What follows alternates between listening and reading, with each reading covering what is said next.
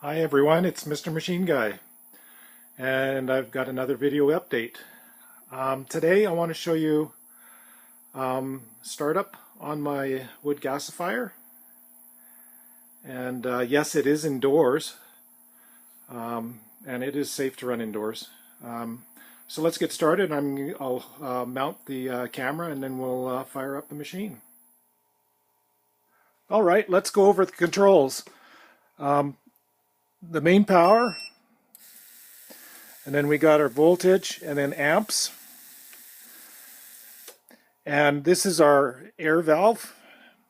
This is richer and add more air this way. We'll set it there.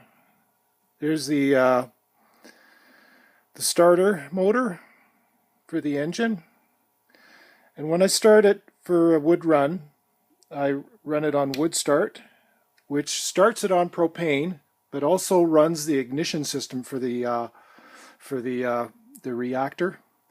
And if I want to run it strictly on propane, I can just push it all the way down and just run propane. And then once I get to ignition, I can turn off the propane solenoids and just have it on wood run, which is the center position. And off to your left side, there's my hour meter.